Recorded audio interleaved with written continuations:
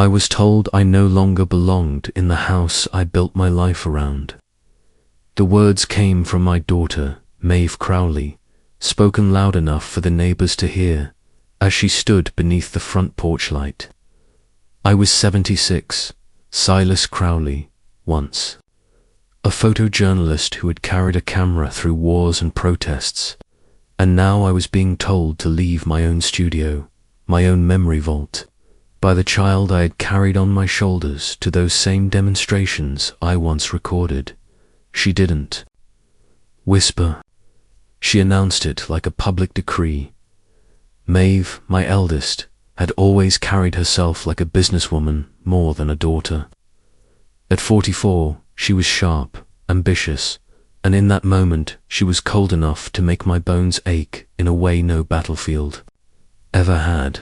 She waved a printed poster in her hand, glossy and heavy stock, showing a photograph of steelworkers in Pittsburgh, their faces streaked with soot, fists raised in the air. That was my picture. I had shot it in 1971 when the air was thick with strike chants and the factory whistles cut through the night. Yet on the poster the credit line read, "Unknown photographer."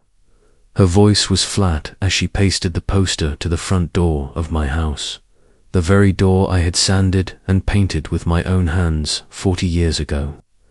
"This place will open as a venue next month. You need to move your things out." She didn't even say your home. She said this place, like it was just another property on her ledger. I stood there holding my old Leica, its leather strap frayed from decades of use, and for the first time the camera felt weightless, as if it no longer anchored me to the world. Neighbors slowed their cars, caught by the spectacle of a daughter pasting over her father's life in broad daylight. I could feel the sting of their silence. No one intervened. They just watched. I told myself not to show the anger bubbling under my ribs. I had always believed restraint was a photographer's strength. Let the picture burn, not the man behind the lens. But watching my own child plaster over my legacy, I knew this was no longer about restraint. It was erasure. Maeve turned, her heels clicking against the old wood of the porch. She was dressed in her tailored black coat, the kind that said she belonged at gallery openings, not family dinners. "It's time, Dad. Your things will be catalogued and handled. The space needs to breathe. Catalogued." She spoke of my negatives, my contact sheets, the hundreds of boxes I had carried from city to city, war zone to war zone, as if they were little more than clutter. She spoke of the house as if it were just an empty frame waiting for her to fill with something new, something marketable. I thought of the thousands of faces I had captured, soldiers hugging their mothers before boarding buses, children holding protest signs taller than their bodies, factory men laughing despite soot-stained lungs. They lived in those boxes she called clutter. They breathed through the silver halide of every strip of film, and now my daughter wanted to strip even the names away to replace me with unknown. I asked her why she did this, and she looked at me like a CEO facing down an outdated partner. "Because people want stories, Dad, not relics. They want experiences, not dusty archives. I can give them that." Her voice carried conviction, but underneath it I heard something else, hunger, maybe desperation. When I first raised Maeve, I had hoped she'd learn from my work that truth mattered, that memory mattered. But now she twisted those same values, shaping them into commerce. She had not just rejected me, she had declared me irrelevant. I walked past her into the house. The rooms smelled of dust and fixer chemicals, the scent of decades of work. On the floor by the kitchen door lay another stack of posters, all with my images stripped of my name. Some were war photos, Others were small-town American lives. I bent down and lifted one. It was a picture of a boy with a flag draped over his shoulders at an anti-war march. I remembered that boy's fear, the way his eyes kept darting to the line of police. His face had haunted me for decades. Yet here it was, blown up and stripped of context, his fear turned into spectacle. Maeve followed me in, her voice cool. Victor says this series will resonate. It speaks of loss, of generational failure. That's what people want to see. Victor Hale, I had heard of him through Maeve, her partner both in life and in business.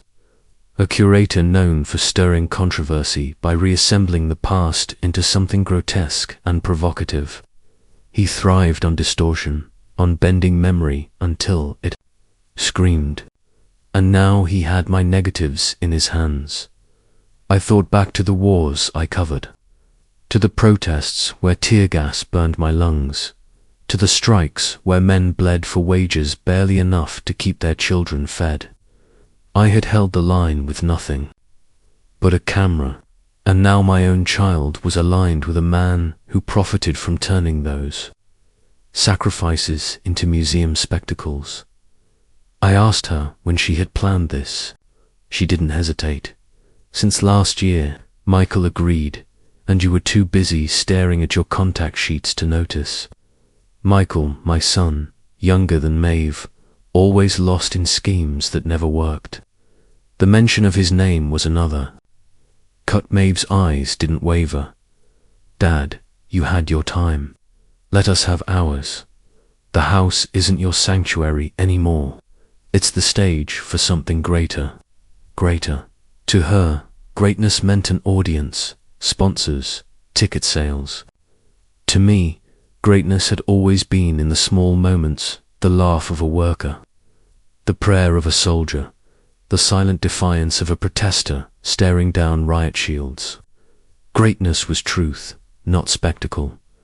I walked to the darkroom door, fingers trembling as I touched the handle. It was locked, my own dark room. The key no longer fit.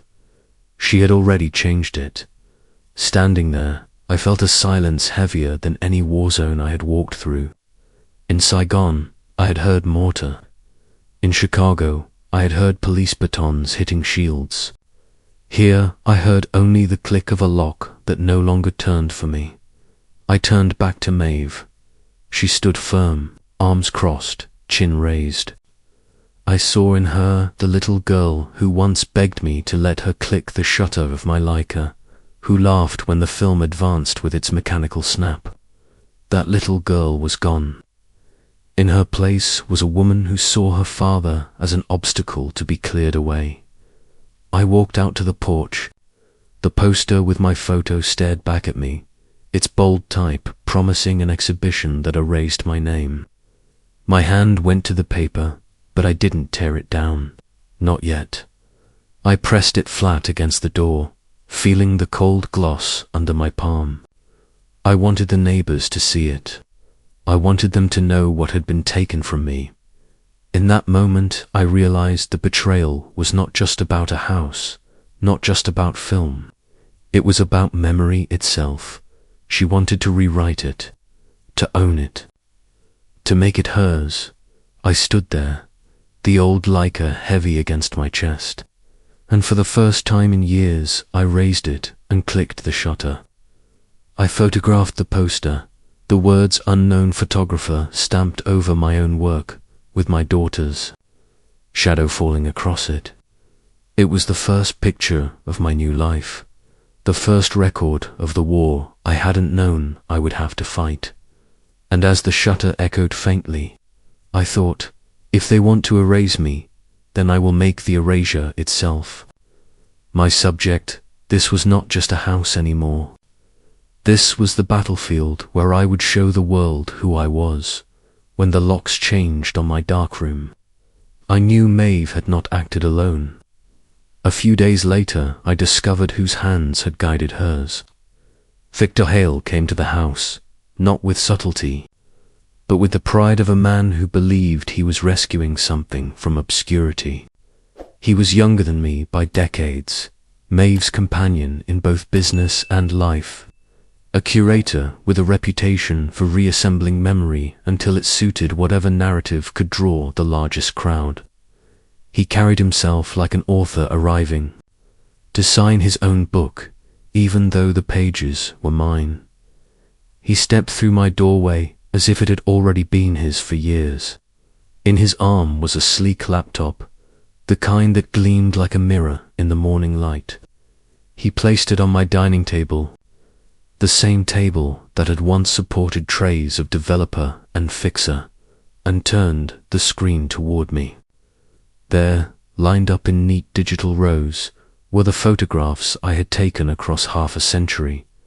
Protesters with bandaged heads, soldiers cradling rifles as if they were infants, miners hunched at the end of a shift, black dust settled so thick, their eyes glowed white in the gloom. Every one of those images was mine, except for the name written beneath them, public domain. Victor's voice was calm, the tone of a salesman who thought the deal already sealed. They'll live forever this way. No more boxes rotting in a basement. No more yellowing contact sheets. Everyone can see them. They're free now. Free. To him, the word meant accessible, limitless. To me, it meant stripped, gutted, unclaimed. I had carried those negatives through war zones, guarded them in motels with locks that barely held, wrapped them in plastic against the monsoon rain, and with a keystroke, he had erased every trace of my authorship. He had taken away the only tether those faces had to the man who stood behind the lens. I asked him what gave him the right. He leaned back in his chair, folding his hands in satisfaction. Michael signed. He said, "You wouldn't mind."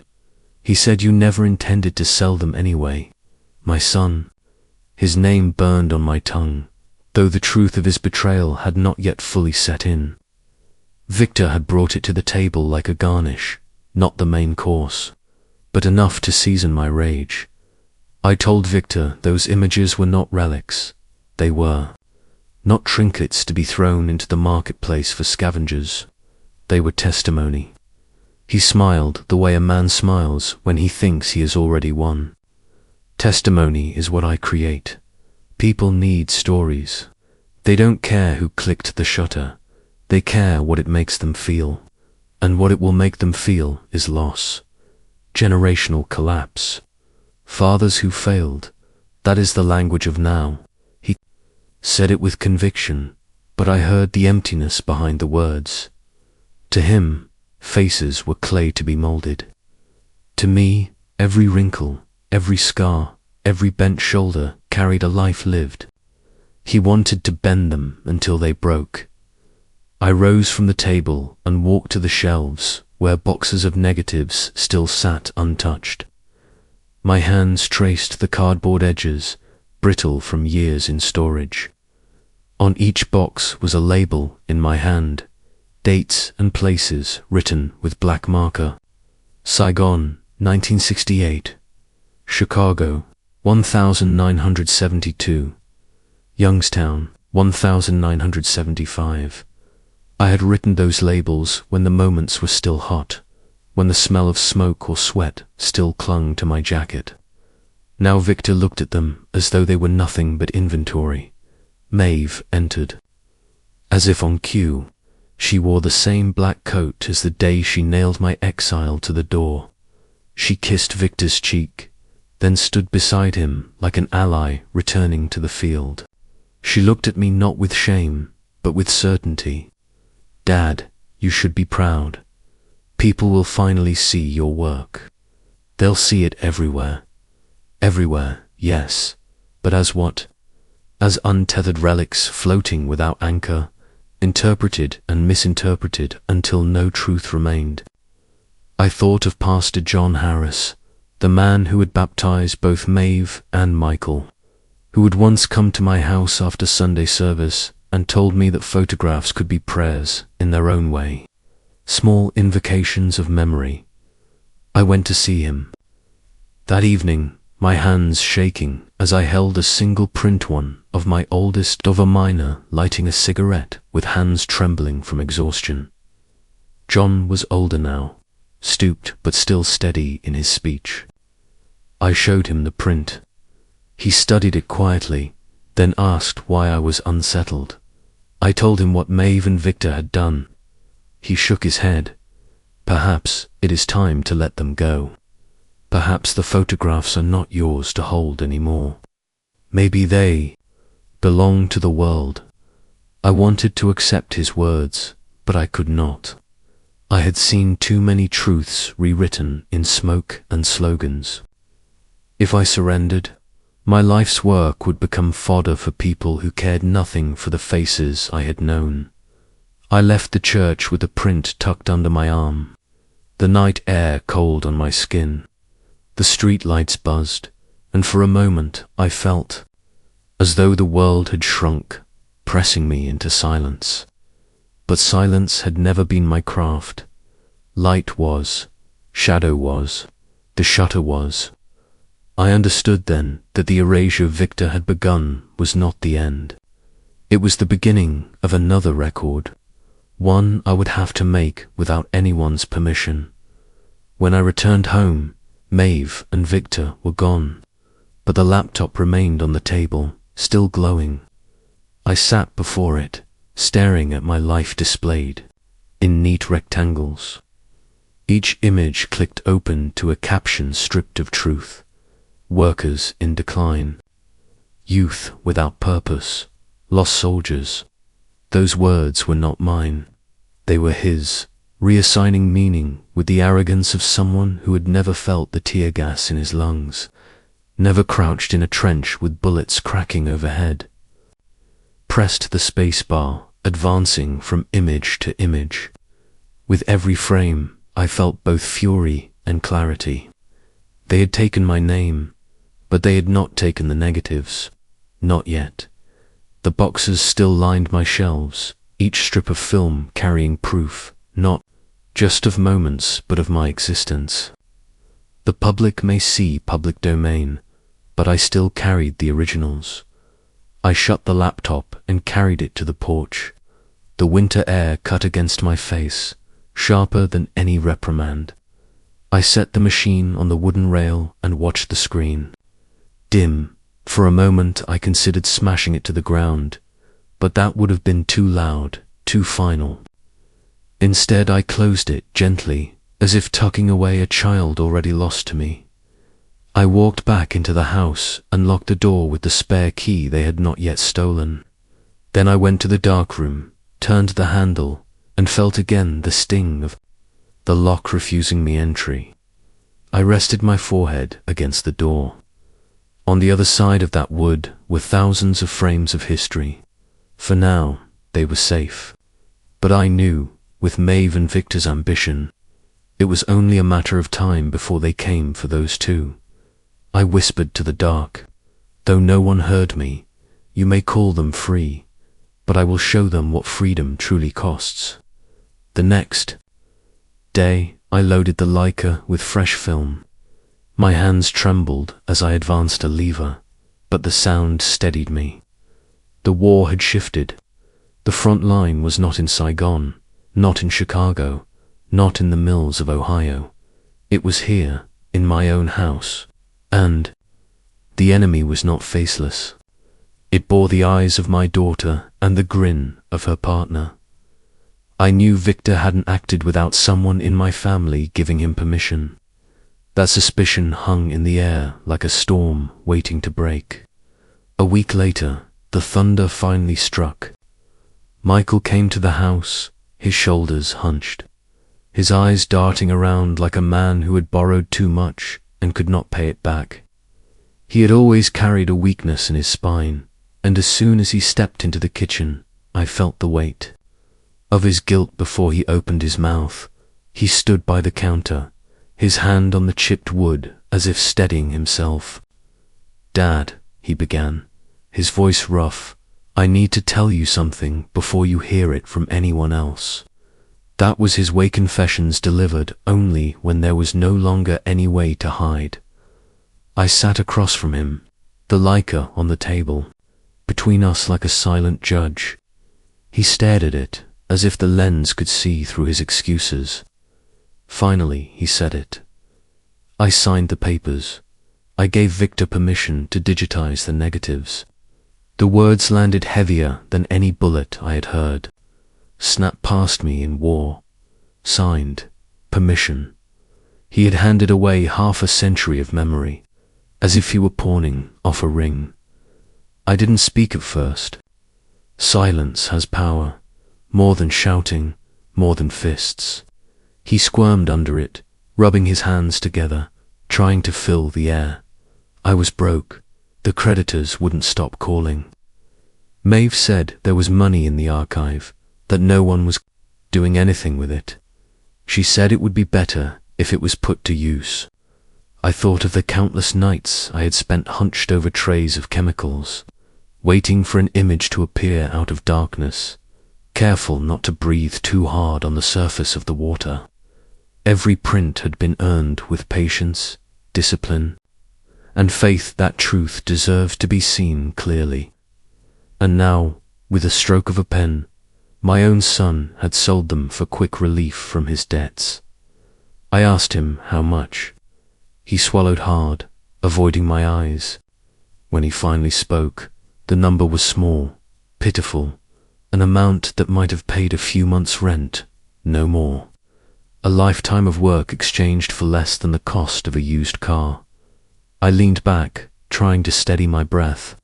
My anger wanted to explode, but I knew if it did, he would crumble, and the truth of his betrayal would scatter into excuses I didn't want to hear. So I asked only one question. Did you ever believe those faces meant anything? He shook his head, then caught himself, then shook it again. I do, but they're just pictures, Dad, and pictures don't pay bills. The Leica sat between us, its black body dull under the kitchen light. I remembered carrying it through mud, holding it tight against my chest as helicopters lifted off in clouds of dust. That machine had been my lifeline, my way of translating chaos into something permanent, and my son called them just pictures. He reached into his coat pocket and slid a folded document across the table. It was the contract he had signed with Victor's name at the bottom. My name was nowhere. The line where my signature should have been was blank, yet the ink of Michael's flowed bold and certain, giving away rights that were not his. I picked up the paper, read each line slowly. The words were sterile, legal, but I could feel their weight. It wasn't only about ownership, it was about authorship. With those signatures, the work became detached from me. They had written me out of my own story. Michael's voice cracked. Dad, I didn't think you'd care. You never showed them to anyone. You kept them locked up. Maeve said. I cut him off with a look. I didn't need to hear what Maeve had said. Her voice already echoed through every corner of the house, reminding me of the poster she had pasted over my front door. He tried to defend himself. It's not like they're gone. They're still there, in the boxes. But now they're also everywhere. Online, shared, seen. Seen, yes. But seen under someone else's terms, with captions twisted into lies.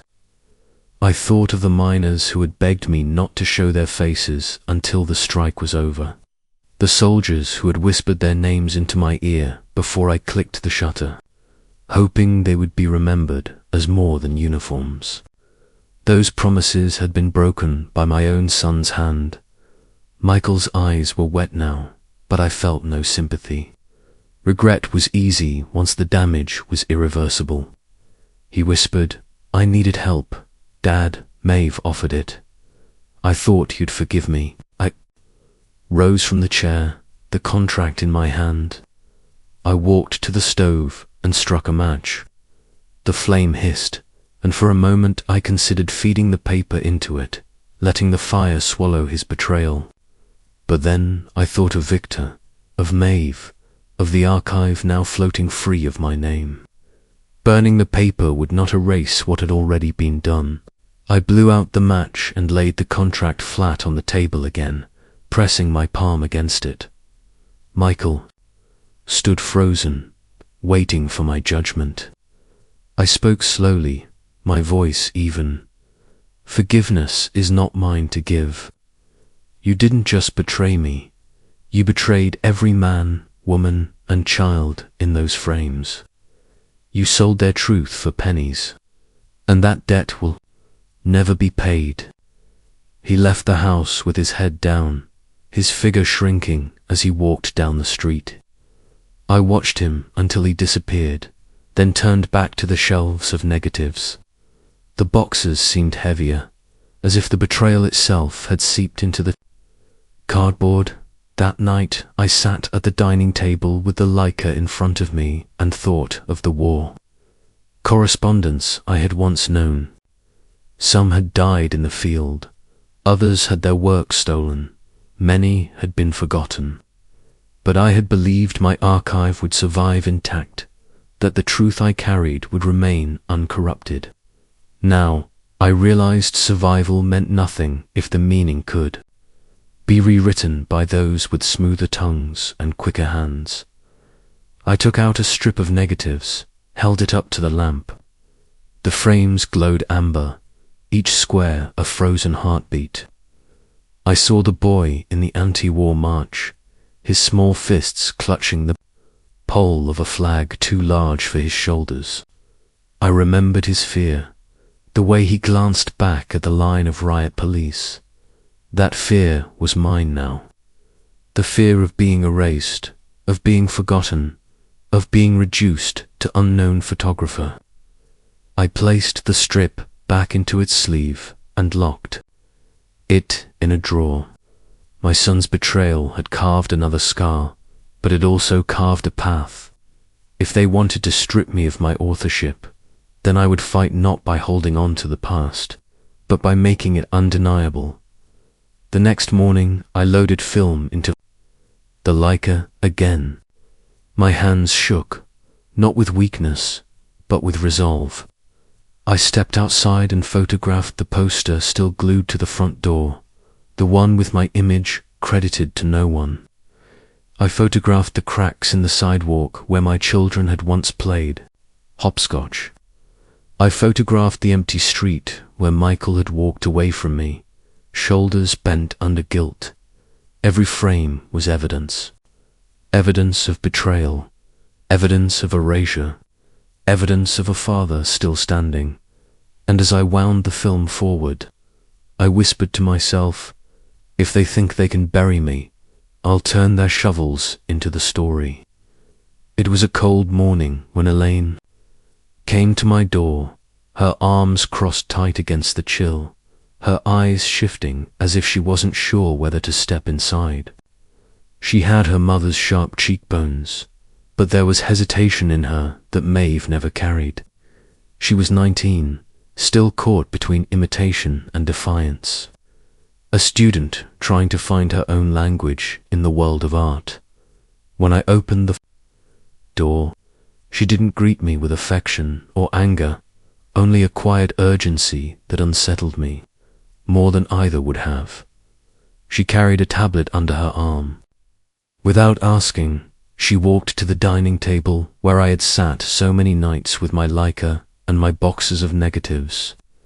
She set the tablet down and slid it toward me, her hand trembling slightly. "Grandpa, you need to see this." I tapped the screen awake, and there they were, my photographs, but not as I remembered them. Faces I had known in life stared back at me, but their context had been mutilated.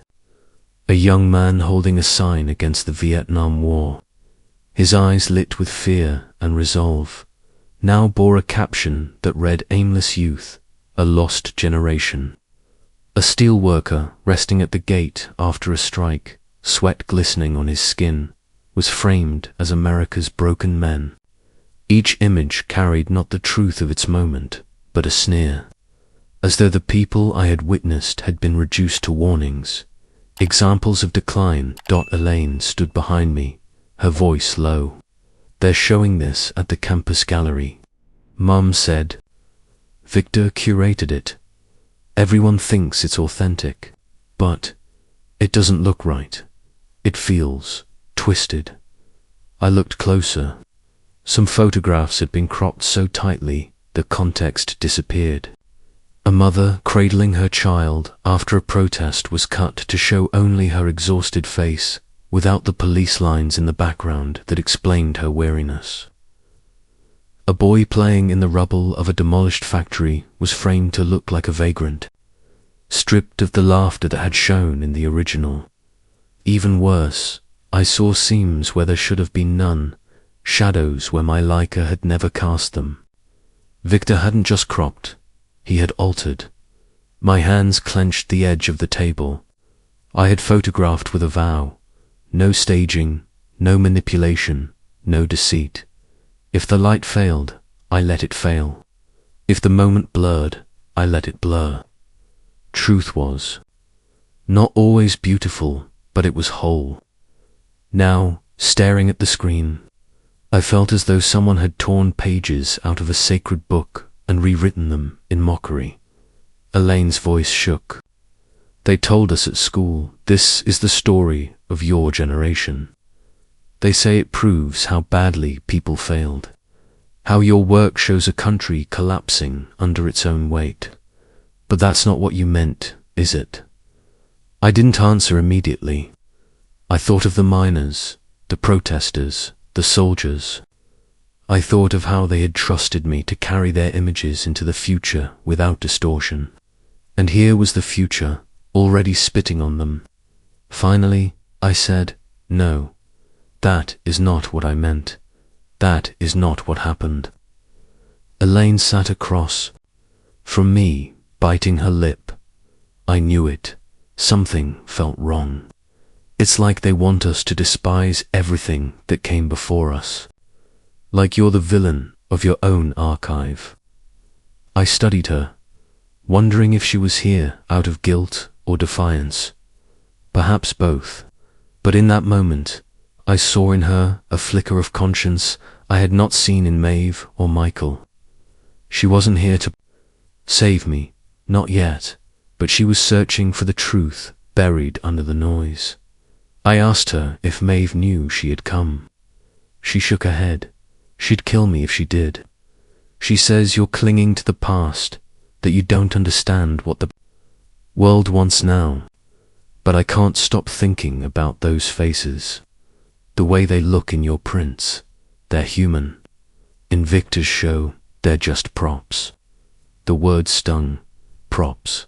That was what my life's work had been reduced to, set pieces for someone else's narrative. I stood and walked to the shelf, pulling down a box labeled Youngstown, 1975. I laid a strip of negatives against the lamp and gestured for Elaine to look. The frames glowed amber, each one raw and untouched. "This is the truth," I told her. "This is what they can never fully erase. They can cut, crop, lie. But these are the bones." Her eyes widened as she studied them. "It's different," she whispered. "It feels alive, like they're looking back at me." I nodded, because they were alive. They trusted me to show them as they were, not as symbols, not as failures. She stayed for hours, scrolling through the corrupted images on her tablet, then comparing them to the contact sheets I laid out. She grew angrier with every comparison. "They're rewriting everything," she said. "They're teaching us to hate what we never even lived through." I told her that was always the danger, that history, when left unattended, would be claimed by those who wanted to bend it. And now, my own daughter had joined the bending. Elaine pressed her hands to her face. "I don't know what to do. If I speak up, Mum will cut me off. She says I'm too soft already, but if I stay quiet, I'm part of this lie. I looked at her carefully. She was young, unsteady, but she carried the seed of something her mother had lost. Not loyalty to me, perhaps, but loyalty to honesty. That was enough. I placed the Leica in front of her, the weight of it grounding against the wood. You don't have to speak yet, but you need to see. You need to learn what a photograph can really carry. Then you'll know what to do. She touched the camera as if it might burn her. Her fingers curled around it, hesitant, but she didn't pull away. For a moment, I saw a bridge where there had only been chasms. When she left that night, the tablet was still on the table. I scrolled through the images again, forcing myself to memorize every lie they had told. Each falsified caption, each mutilated crop, each manufactured shadow. They thought they could own truth by distorting it. But truth does not vanish. It waits, patient, until someone dares to hold it up again. As I shut off the lamp, I whispered, "To the negatives locked in their boxes, they've dressed you in rags and shame, but I will strip them away. I will make them look again." I knew the war had deepened. Victor had his gallery. Maeve had her ambition. Michael had his debts. Now, even the universities carried their distortion forward. But I also knew I had a new ally, fragile though she was. And sometimes the youngest witness can be the sharpest blade. The next morning, I stood outside my door with the lighter loaded, waiting for the light to rise.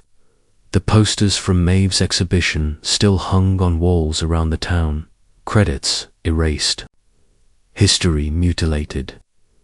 I lifted the camera and began to shoot not the past this time, but the lies themselves. I would gather their distortions frame by frame, build a record of their deceit. If they wanted to make me a villain, I would show the world the crime in progress. It was late afternoon when Arthur appeared at my door, unannounced, carrying the kind of silence that only blood can bring. He had aged differently from me, his hair still thick, his back less bent, but his eyes carried a weight I recognized. He did not knock twice.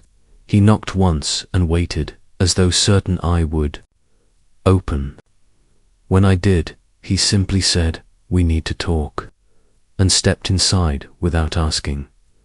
We had not spoken in years, not since our father's funeral, half-brothers bound by a name but divided by distance. We had always hovered at the edge of each other's lives, like two shadows cast in opposite directions. Yet here he was, standing in my living room, his gaze sweeping over the boxes of negatives stacked against the wall. "You still keep them here," he muttered. Not a question, just a recognition. I offered him a chair, but he remained standing.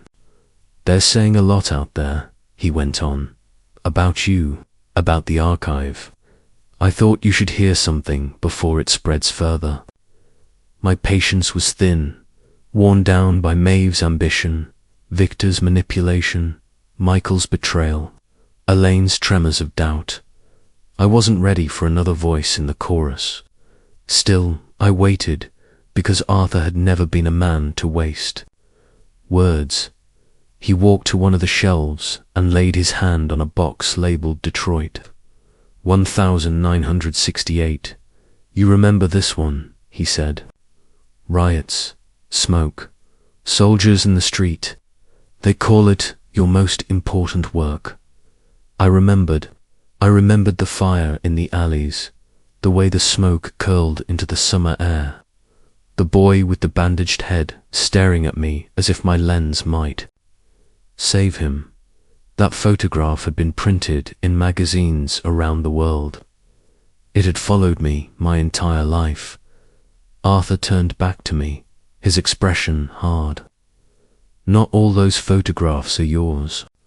The words settled like stones in my chest. For a moment, I thought I had misheard. But his eyes did not waver. "You know what I'm talking about," he pressed. "The ones from the riots. The ones that made your name. You weren't the only one with a camera that night. I was there too." I stared at him, searching his face for malice, for jealousy, for some crack that would expose a lie, but I found only certainty. He reached into his jacket and pulled out a sleeve of old negatives, yellowed at the edges. He laid them on the table beside my Leica. I held them up to the light. The frames were familiar to familiar. Angles I remembered, faces I thought I had captured. But the details were different. Slightly wider shots, slightly altered perspectives. They were his, but they mirrored mine. Arthur's voice was quiet. We were side by side. You had the better connections, the faster publishing. But some of the photographs they credit to youth came from me. I never fought it, never demanded credit. You were the one they wanted, the one the papers trusted. But don't think the truth won't come out now. Maeve and her people, they'll dig, and when they do, they'll use it to bury you. My hands tightened on the negatives. Memories surged back the chaos of that night, the rush to send film to the wire, the editors hungry for images. I had carried both roles, mine and some Arthur had left behind in the scramble. Had I mislabeled them? Had I convinced myself they were all mine? Or had I chosen not to ask too many questions when the bylines came back with only my name? I set the negatives down, my chest heavy. "Why tell me this now?" I asked. Arthur's jaw clenched. "Because I don't want Maeve to be the one to expose it. I don't trust her with our family, and I don't trust her with the truth. I thought you should know before it's too late to face it yourself." The room felt colder. My archive, already under siege from outside, now cracked from within. Not only betrayal by my children, but fault lines running back through my own history. How much of my legacy was mine, and how much had been borrowed, unacknowledged, half forgotten. In the rush of survival, I walked to the window, staring out at the street where the evening light spilled across the pavement. My reflection looked older, more fragile, as if the weight of his revelation had carved deeper lines overnight. "I carried those photographs," I said slowly. I stood in the smoke, inhaled the tear gas, pressed the shutter when others turned. Away. Every image cost me something. "Don't tell me I didn't earn them." Arthur's reply was sharp. "Earning and owning aren't the same." We stood in silence, the years between us stretching wider. He was not wrong, and that truth cut deeper than any accusation from Maeve or Victor. If I had blurred the line between our work all those decades ago, then my legacy was not only under attack from outside, was compromised from within. Arthur finally sat, his shoulders sinking. "I'm not here to destroy you, but you need to prepare yourself. They'll use this, Victor especially. Once they find out some of your most iconic work might not be yours, they'll tear down everything else with it. And you know, Maeveshi. Let them, if it gets her what she wants." I looked back at the boxes lining the room, thousands upon thousands of frames. If even a handful were contested, the entire archive could be called into question. Truth and lies tangled together until no one could tell them apart. Arthur's eyes softened, if only slightly. "You were the better photographer. That's not the point. The point is, they'll weaponize this. And when they do, you need to decide whether you're going to stand silent or fight." He left without another word, the door clicking shut. Behind him, I sat alone with the negatives he had placed on my table, the amber frames glowing under the lamp. They were his, but they looked like mine. They were mine, but perhaps they had never been. I did not weep, nor rage. I simply sat, staring at the evidence of a life more complicated than the myth I had allowed to form. Outside, the last light faded. Inside, I loaded film into the Leica once more. If my past was fractured, then I would make my present undeniable. No one would be able to question what I captured now, in this moment, under my hand. I whispered, "Into the empty room, they can strip my name, twist my images, question my authorship. But they cannot erase the fact that I am still here, still seeing, still holding the shutter." And I knew then, my fight was not only against Maeve or Victor. It was against the very erosion of memory itself, against the way truth, once loosened, could be reshaped until no one remembered what had truly been. Nora Ramirez arrived carrying a shoebox and a certainty that cut cleaner than any argument. She had been my neighbor when the mill still clanged through the night, a woman with a factory badge and a blue wool scarf that never seemed to leave her shoulders. I had photographed her once at the mill gates in '75, a moment of ordinary defiance, lunch pail dented, chin lifted, coal dust in the creases of her hands. Now she stood in my doorway with that same scarf, faded to a softer blue, and told me she had seen my work hanging at the campus gallery with words that did not belong to it. She set the shoebox on the kitchen table and flipped the lid. Inside lay a careful archive of her own union newsletters, strike buttons, a pewter cigarette case engraved for shifts survived, a church bulletin announcing a food drive the week the plant shuttered, and a manila envelope I recognized. By its red stamp, my old return address from an apartment I rented when I could still carry 3 cameras without a backache. The envelope contained a 5x7 print. Nora, blue scarf, dented lunch pail, gatehouse visible behind her shoulder, the mill's smokestacks ghosting the frame. On the back, in my hand, the date and time and a note I had made for my files. Night watch changes at dawn. Nora R. keeps the line honest. She placed it beside a glossy program she had picked up at the campus show. The program displayed a cropped version of the same picture, just her face trimmed hard at the jaw so the gatehouse and the men behind her vanished. The caption read, "Rust Belt Fatigue, Anonymous Caregiver, Winter of Surrender." It turned her into a symbol the photo had never been. She tapped the text with a work-rough finger and said that a graduate assistant had told her the edit made the composition universal. I laid the 2 images together and looked for air between them. There wasn't any. Time had not moved at all. Only the story had. She told me the gallery walls carried other frames trimmed the same way. Boys at the anti-war march recast as drifters. A mother's protective stance widened into despair. Steelworkers at a vote for a walkout rephrased as a snapshot of broken men who never tried. She said she stood in front of her own face on that wall and felt as if she were attending her own funeral. Her eyes were steady. "I'm not anonymous," she said. "You wrote my name. You mailed me a copy.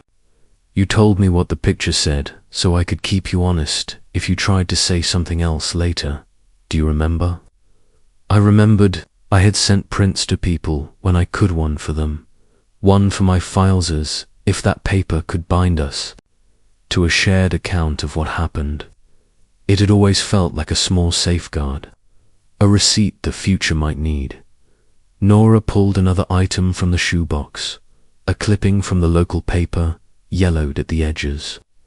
There was the picture again, smaller, printed with a credit line that named me, dated, placed.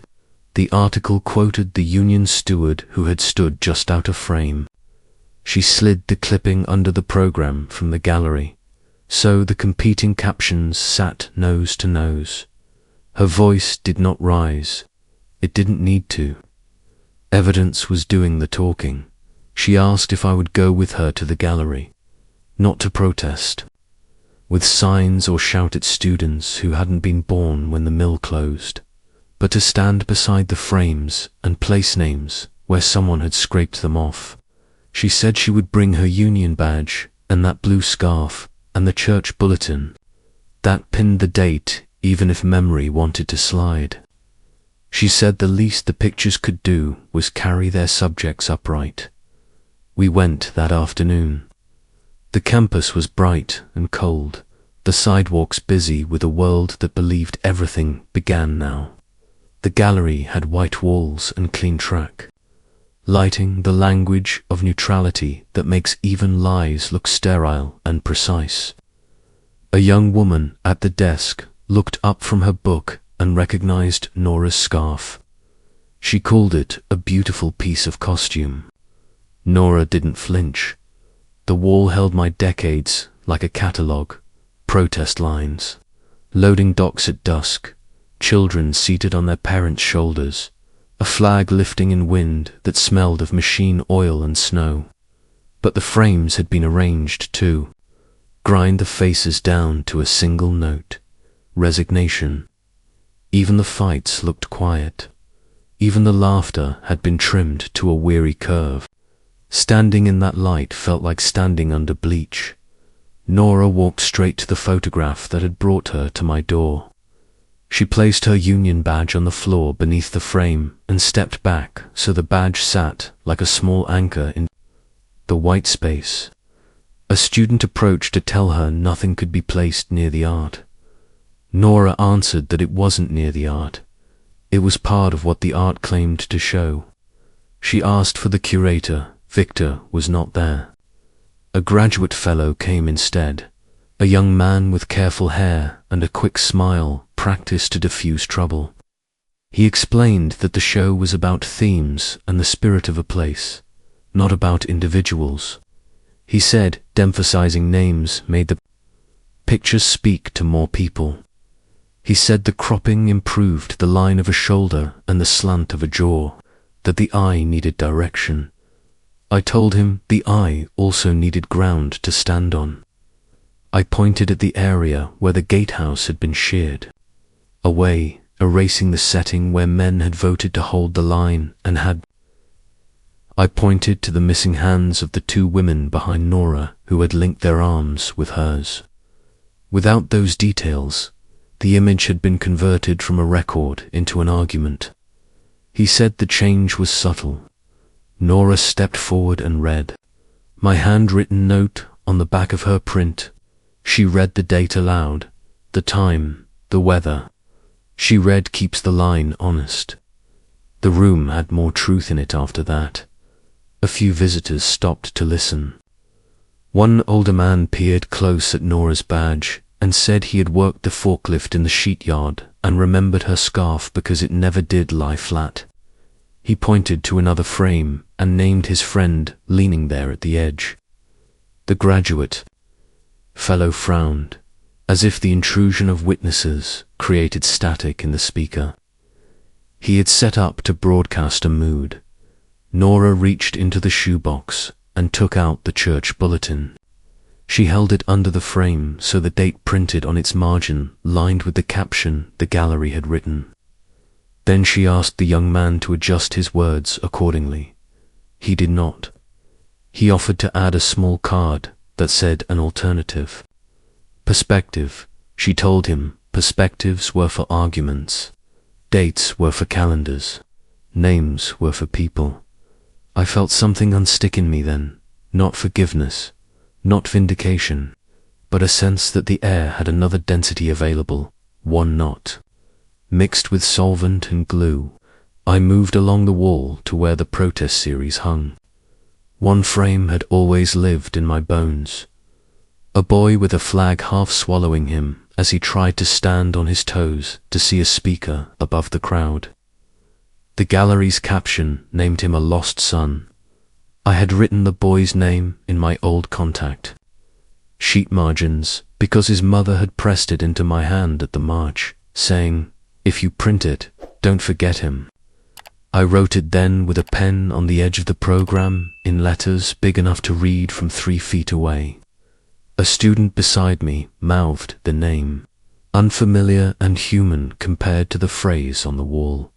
The graduate fellow asked if we could keep the experience unified. Nora answered by taking a length of masking tape from her box and setting it gently below each frame we passed. A thin landing strip beneath the captions where we wrote names and places and hours. She wrote in a deliberate hand. Crowds gathered, not because of volume, but because the wall was being repaired in plain sight. A retired police officer stepped forward from the doorway, called out by the Union badge like a flare. He squinted at a print of the march and said, he had been on the line that day and could testify to the route, the time the speeches began, the corner where a woman handed out apples from a grocery cart. The graduate fellow muttered that the show wasn't a trial. The officer said no one had died on his watch that day because time and place had been kept clear, and that the pictures ought to do the same. Word travelled. An arts reporter from the local paper arrived, notebook open, eyes alert. She asked for documents and received from Nora a small stack with the economy of a dealer laying down cards that end a hand. The reporter copied details without drama. She asked where the digital files had come from and who had supplied permissions. No one answered quickly.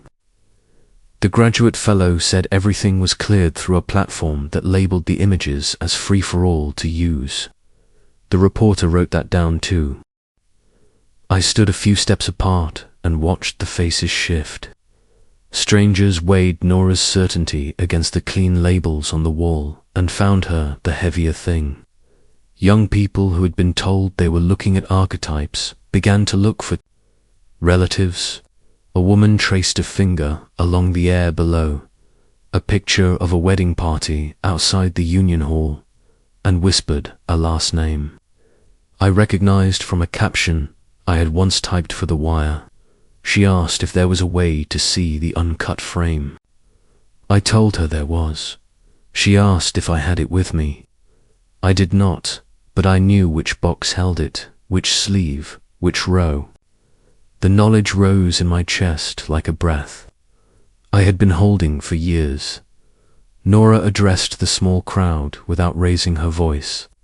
She explained the gatehouse, the vote, the church suppers, the winter when men took shifts watching closed doors, so that no one could claim the workers had lost interest. She said the picture had been made to share that endurance. She did not say the word dignity. She didn't need to. It lived in the line of her shoulders. The graduate fellow asked if she would consent to being recorded for the gallery's website. She said she would, provided the site published the full frame and my original note. He hesitated. The reporter waited. The room waited. He said he would need to check with Victor. She told him to do so while she was still standing there in her scarf and boots, because witness cools when removed from its ground. The gallery's phone chimed on the desk, a message arriving for someone who was not present. The young woman who had called Nora's scarf a costume glanced at the screen and went pale. She whispered to the fellow and handed him the device. He read, then looked up at me with a quick little smile stretched thin. He said there would be a statement later about attribution and context. The reporter asked when. He didn't know.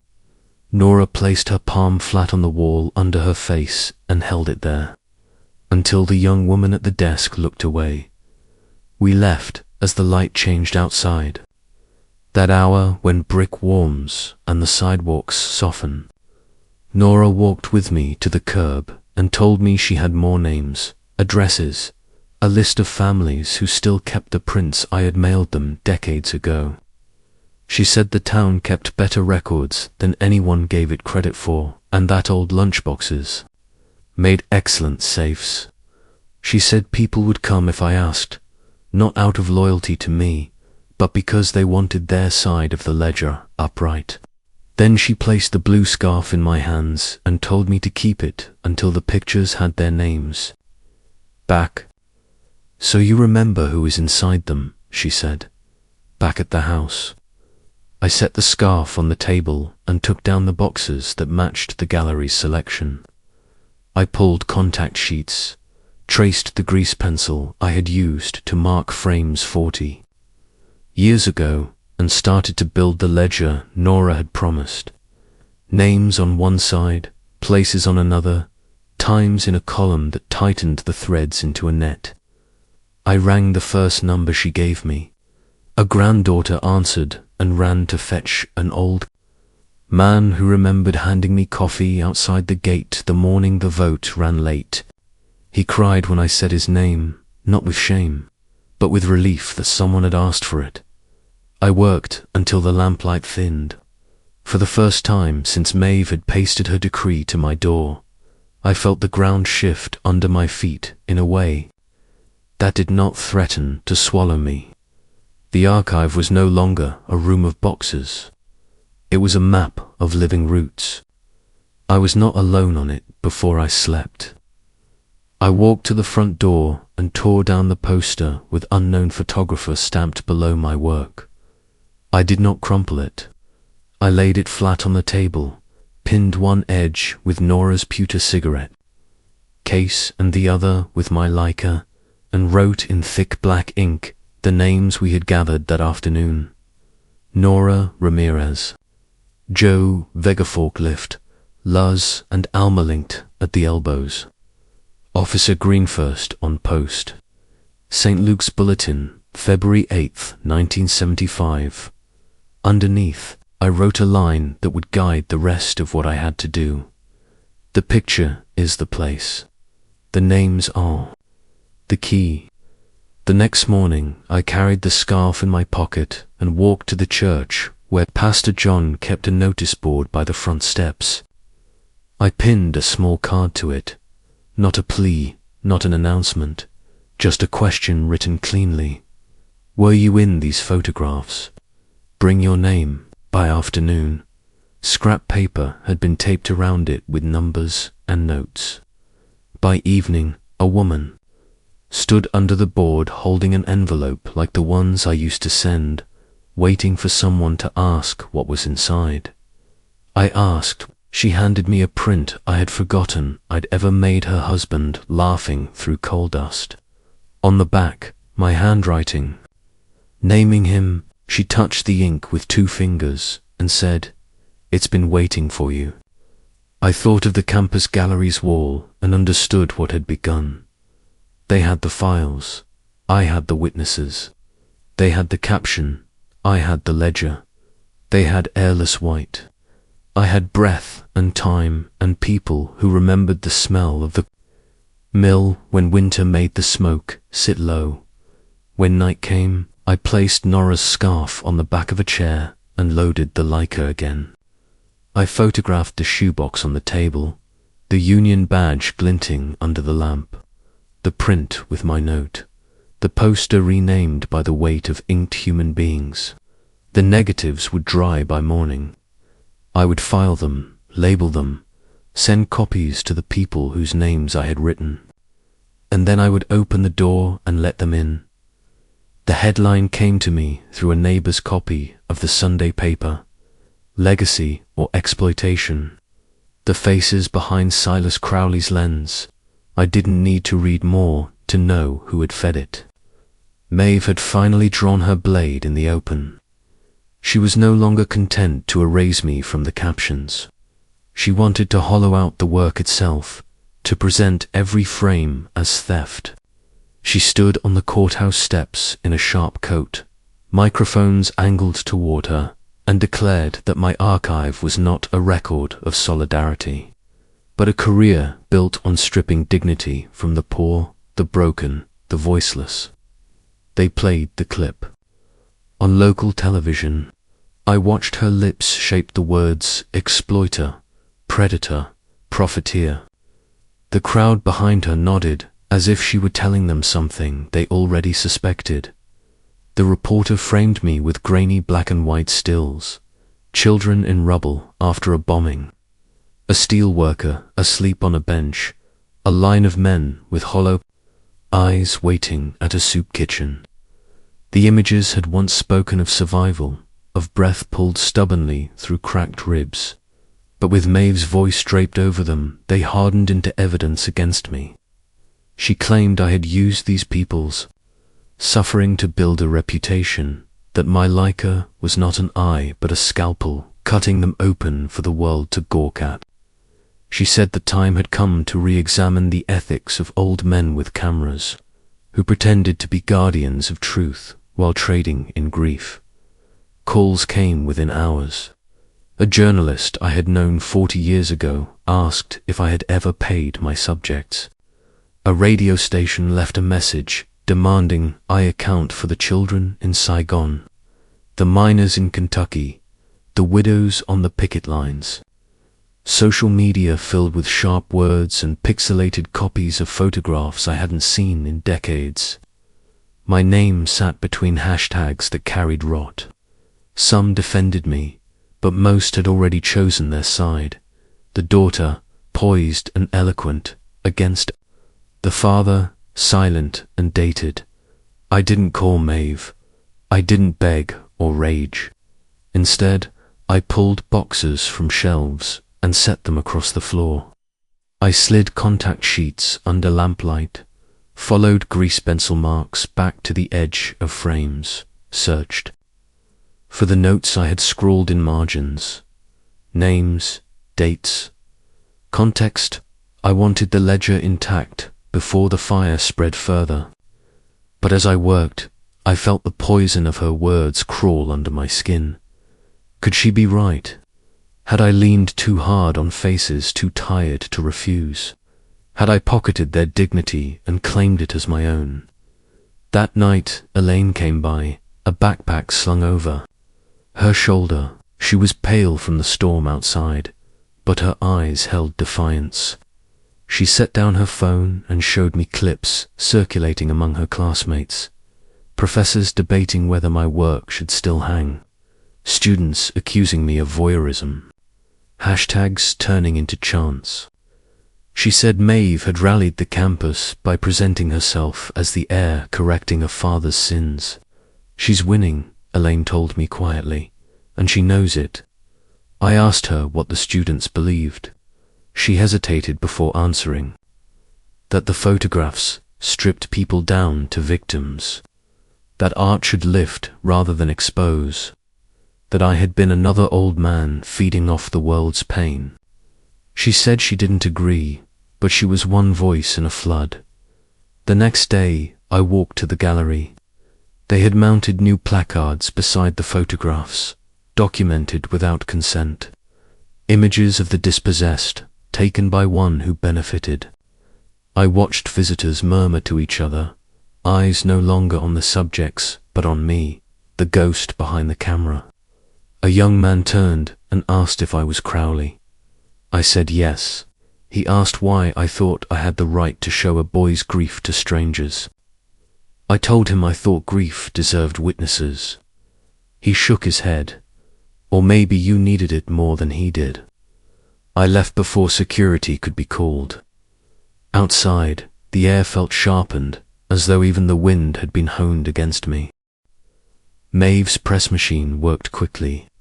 Within a week, an academic panel had been convened to debate the ethics of representation. My name filled the program as if I were already a case study. Michael called once, voice slurred, telling me he hadn't meant for it to reach this point. He hung up before I could answer. Victor's name appeared beside Maeve in every article, his smile polished, his words about reframing history quoted like scripture. I sat at the kitchen table with the Leica in my hands.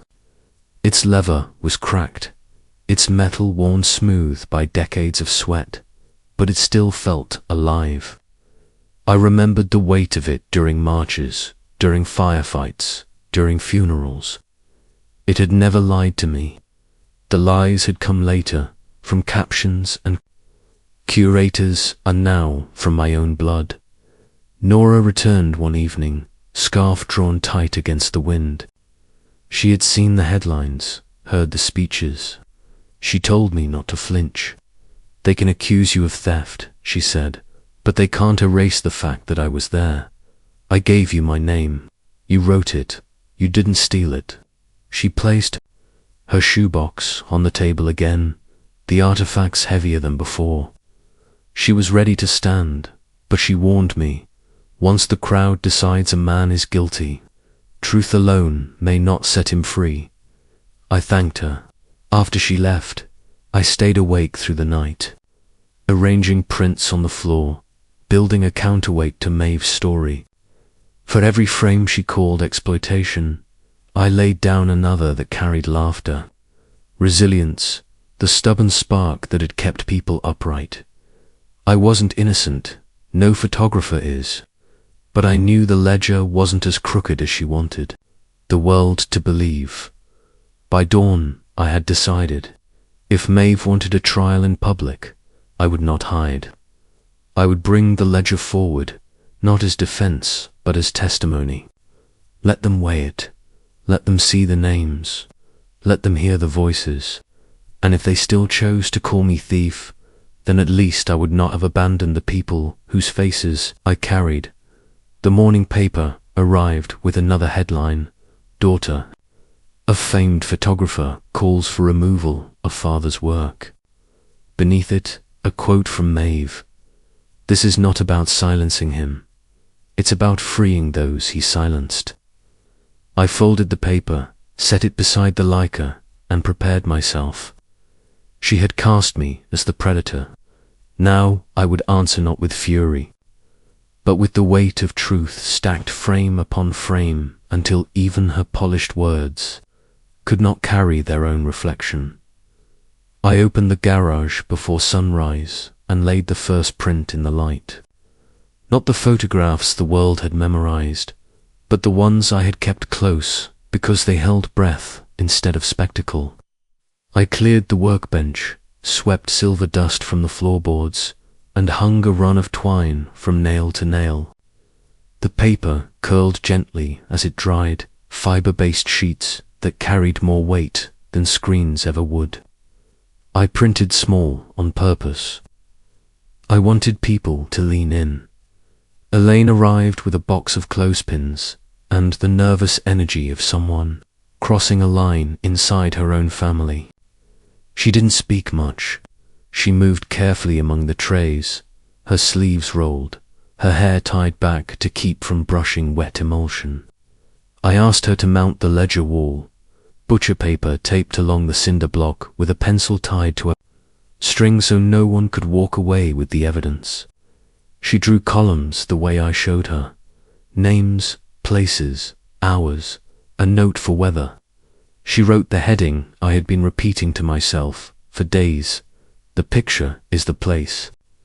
The names are the key. Nora came next in the blue scarf, the shoebox under her arm, and the certainty that steadies a room. She set union buttons and church bulletins on a table near the door and told me she had called a few friends who kept there, owned small archives in coffee tins and cigar cases. She said they would come if the weather held. She said they would come even if it didn't. Her badge lay like a coin on the table, catching the weak morning light. I taped it beside the first. Print. Arthur appeared without announcement, as he always had in the days when a call cost money and a knock could carry news you didn't want. He stood in the doorway a moment, measuring the room, then asked where I wanted the stepladder. I pointed to the joist above the workbench. If there was strain between us, we didn't feed it. He climbed and tied twine with the quiet competence of a man who had hung lights for wakes and weddings and town meetings. 2 strands crossed above the center table, a small constellation ready to hold memory. By mid-morning, a trickle began. An older man with sun-leathered skin and a forklift tattoo on his forearm paused at the threshold as if unsure of the rules. He carried an envelope like a fragile organ. Inside was a print I had mailed his brother decades ago, creased and loved. His brother laughing through coal dust with the gatehouse soft behind him. I placed the envelope under its matching frame and asked him to write the name. He did, slowly, his hand careful as if he might bruise the letters. The room shifted when the ink hit the paper. A woman in a nurse's jacket came behind him with a hospital meal ticket from the winter the plant fell quiet. She clipped it beside a photo of two men napping on folding chairs with boots still on. She wrote the date in a steady line and wiped her eyes without apology. I didn't hang the photographs that had been printed into textbooks and indignation. I hung faces in between. A soldier cutting bread with a plastic knife and handing the larger piece to a boy in a borrowed jacket. A steel worker teaching his son to tie boots on a front stoop while the sky held the color of steel. A mother halfway. Through a laugh, one hand still flour-dusted, looking up from a kitchen table covered with flyers and crayons. I ordered them by pulse, not chronology, and set the captions in my own hand-just names, places, and the hour the light turned. Elaine wrote the weather when I forgot, careful to note wind when hair lifted inside the frame. I kept the door open for air and for witness. I didn't charge, didn't ask for donations, didn't pass around a jar. I offered coffee in chipped mugs and a folding chair if someone's legs shook. I told anyone who asked that this was a home, not a venue, and that I would shut the door if it started to smell like commerce. The neighborhood understood. Shoes scuffed the floor politely. Voices stayed low. When someone grew loud, it was because a name had landed and touched a nerve, not because a point needed proving. By noon, the ledger wall began to fill. Nora led people to it with the same firm gentleness she once used to move a picket line back a step so the police would stop pretending to be nervous. She reminded them that handwriting matters, that a printed label could be peeled away, but ink on butcher paper told its own truth. A former police officer Green, from the march where a boy struggled under a flag stood before his younger self in uniform and wrote the corner and the time the speeches began. Then added, after a pause, the name of the woman who handed out apples.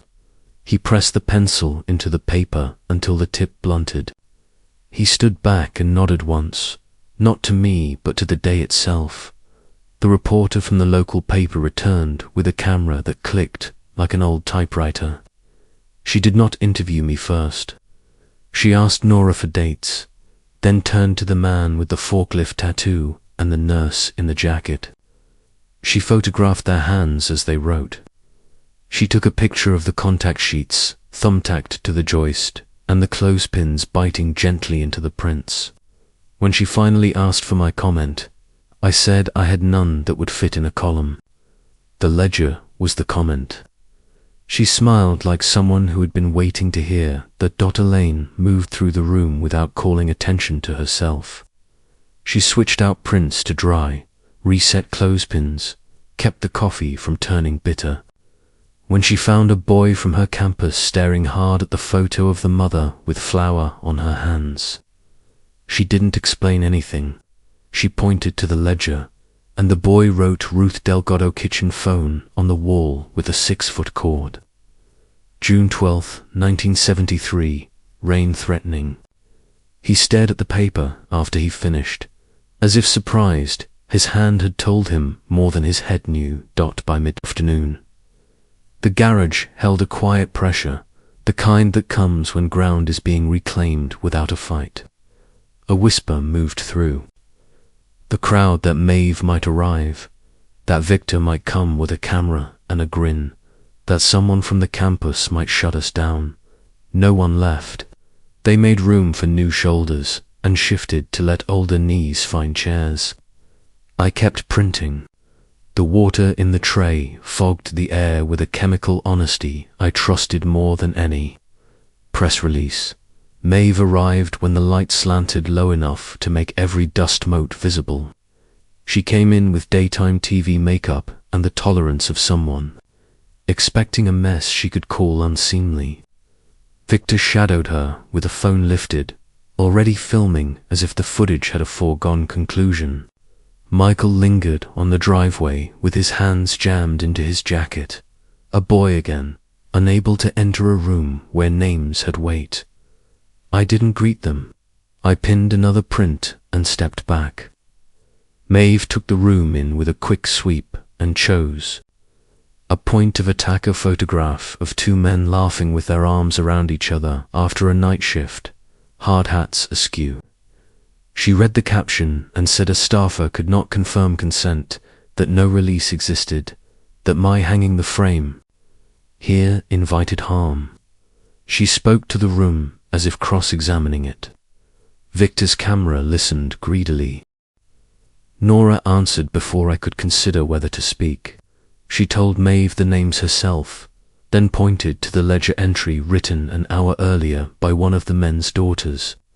She said the consent had been given when the men asked to be remembered, as they were, not as exhibits for someone else's thesis. She did not raise her voice. The quiet made the words heavier. Maeve shifted tactics. She said the entire show reinforced a narrative of struggle that kept people in their place. She said the future needed images of uplift, not tired faces tacked to cinder block. A woman in a church dress stepped forward and told Maeve that being seen as you were and where you stood is uplift, and that the cinder block held up more roofs than any of Maeve's venues ever would. Laughter edged the room, not cruel, more like a pressure valve finding its way open. Victor filmed the laughter.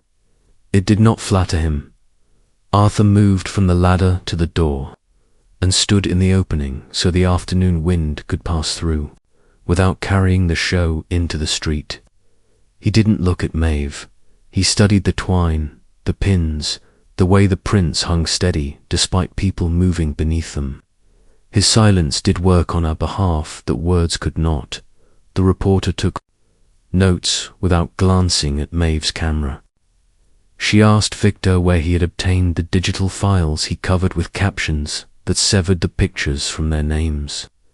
He gave a line about open repositories and public domain, about the democratization of access. She asked him whether democracy had ever meant erasing the people who voted. He tried to reframe the question. The room didn't bend. I chose then to hang the single frame I had kept closest all week. 3 men on a lunch break seated on a curb, a loaf of Wonder Bread between them, one man balancing a toddler on his knee. The light caught the child's cheek like a coin. Nothing about it said ruin. Everything about it said we were not dead yet. I set it at the center and clipped Nora's shoebox card beside it. St. Luke's food drive bulletin, date and hour verified. The boy now, a man I had already spoken with by phone, had promised to come by. He was late. I let the empty space under the frame hold his name until he arrived. Maeve stood so still, the only movement on her face was calculation.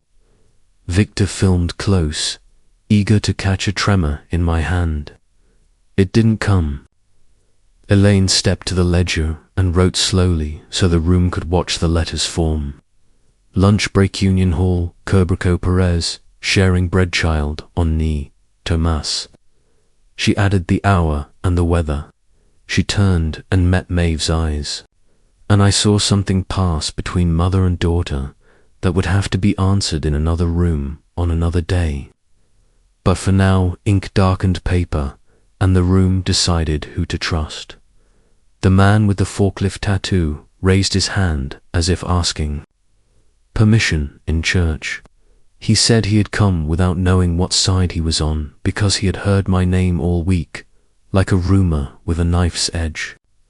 He said he was going to leave when Maeve came in because he didn't want to be in the middle of a family argument.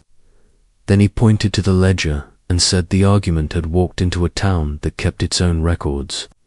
He touched the photograph of the two men laughing and named the bar where they bought one beer and split it to make it last like a superstition.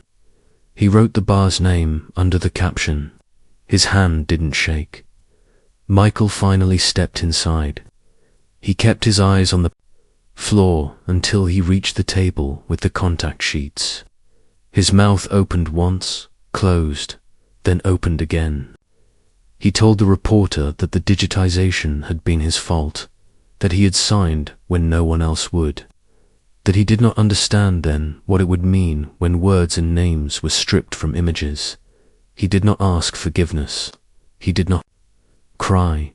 He said he wanted to help restore what could be restored.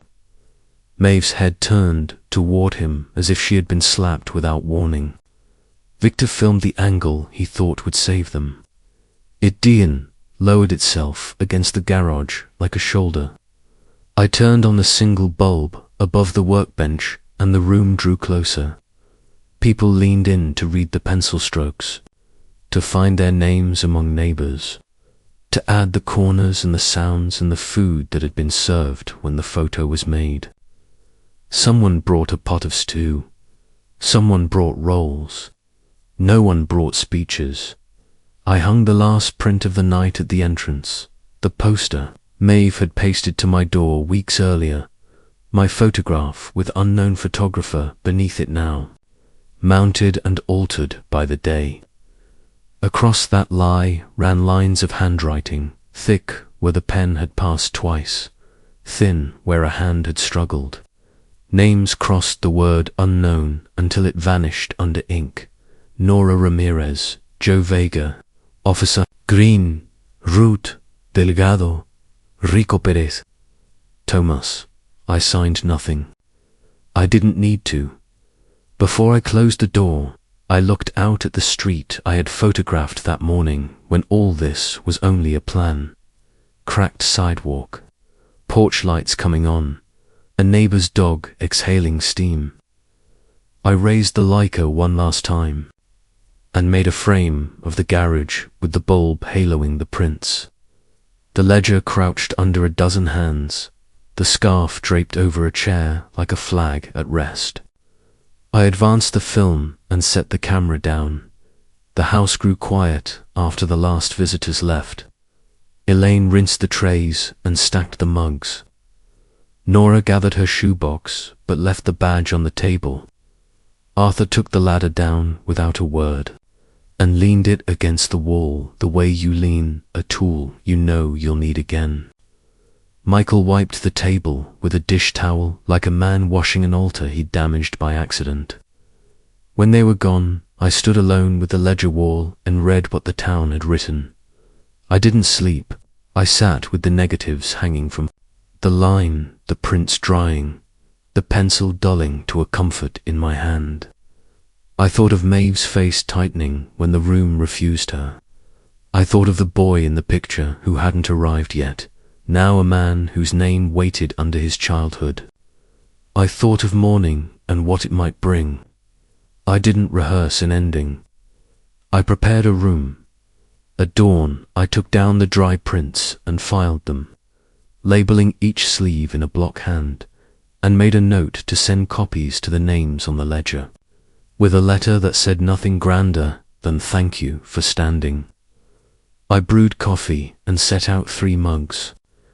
I opened the garage again and let the cool air wash over the paper and the steel edges and the workbench stained by years of fixer. I did not invite cameras. I did not invite speeches. I waited for the first knock and heard it before the light fully took.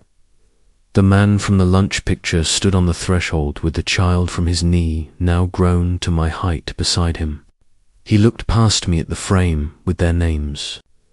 He put his hand on the boy's shoulder and said the word that had been missing from every caption anyone used against me all week. Home, the final night came without ceremony. Just the steady murmur of neighbors filing into the garage, their breath clouding against the late autumn air. The walls were covered now, every inch layered with photographs and notes, handwriting in pencil and ink. I had given over the space entirely. It no longer looked like a home workshop, but like a living archive, messy and human, yet stronger than any gallery curated for shock. The air hummed with the scent of coffee, chemical traces from drying prints, and the weight of anticipation.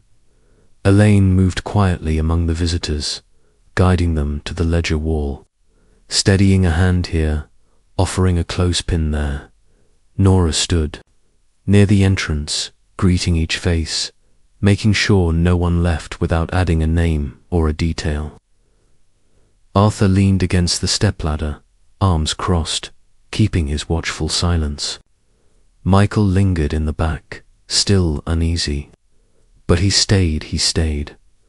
When the crowd settled, I took out one final frame, heavier than the others, and hung it in the center. At first it looked like another protest photograph, blurred flags, lifted, fists, police helmets shining, but when the light touched the print, the hidden figure emerged. A girl, small, pressed to my chest, her face turned up toward me, Maeve. My daughter, no older than 4, wrapped in my coat as I shielded her from the push of a crowd decades ago. No one had ever seen it.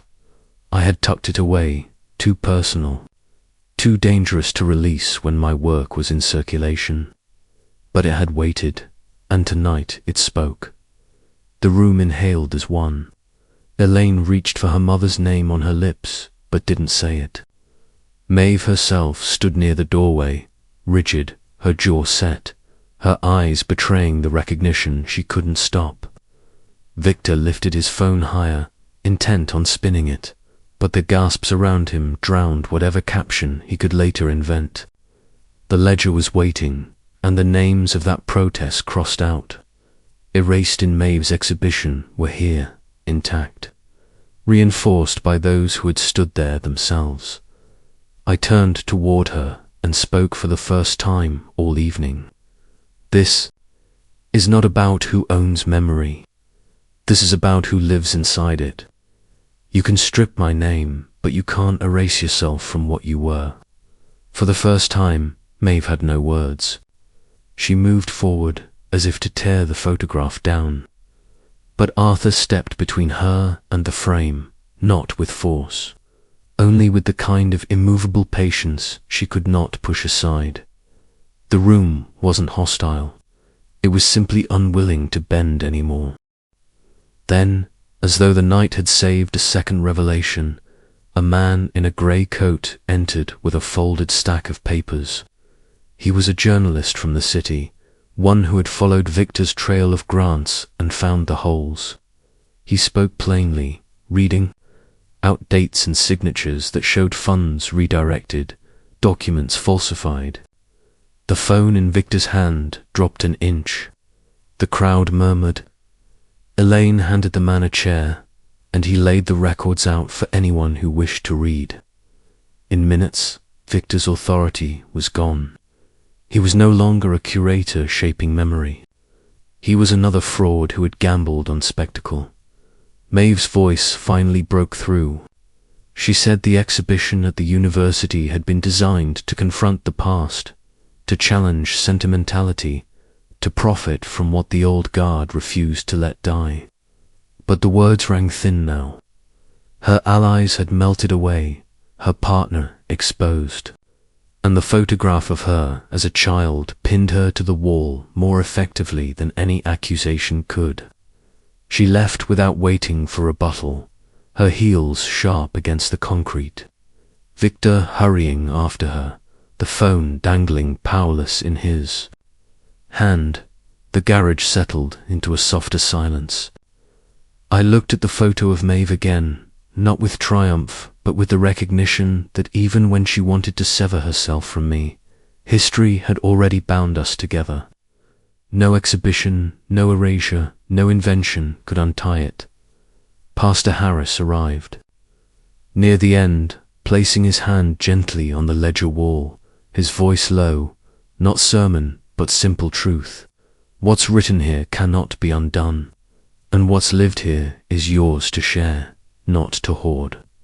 He didn't stay long, but his presence seemed to close the circle. I stood among the faces living, unprinted, and made the announcement I had been shaping for weeks. The collection would not return to a box in my attic, nor would it rot on digital shelves where context had been cut away. I declared the formation of the Crowley Archive, a space open to the community, where every image would carry the names, dates, and voices that gave it life. Not curated to shock, not monetized to flatter, but preserved so no one could again strip them bare. The crowd approved, not with cheers, but with nods, handshakes, names added to a list. They understood what it meant. Their families, their labor, their struggles were no longer borrowed material for someone else's project. They had become co-authors of the record. When the visitors finally dispersed, when the garage was quiet, again, I sat down among the prints and let the stillness hold me. I thought back across the months being told I no longer belonged, discovering my life's work stripped and labeled as no one's, betrayed by my own son, attacked by my daughter, exposed by my brother, then steadied by neighbors who carried the truth in their own hands. I had stumbled, bent, nearly broken, yet here I was, not victorious in the shallow sense, but unburied. And now, this is what I know.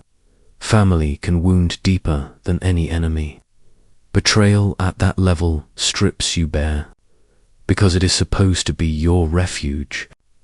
When the people closest to you decide you are expendable, the first instinct is to collapse, to believe them.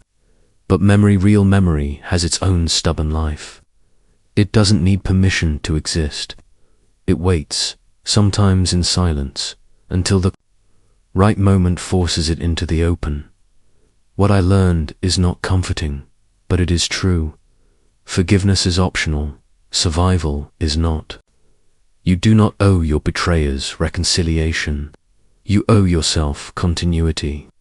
You can take what they tried to erase and build again, not to spite them, but to prove that your story cannot be outsourced. And if the ones who tried to erase you are your children, then you must accept that legacy is not inheritance, is labor. You must carry it yourself until the right hands appear. Even if those hands come from strangers who recognize their own face in your photographs. To those listening, if you've been pushed aside in your own family, told your place is gone, understand this. They may claim the house, the money, the stage, but they cannot claim the record of your living unless you hand it over. Hold it, guard it, share it wisely. And when the time comes, let it stand in the open where no one can rename it. I'm not asking you to follow me, only to remember what I've shown. But if you want to see where this archive goes, if you want to walk further with me into the next chapter, then stay close. Subscribe so the light we've kept burning here does not flicker out unseen.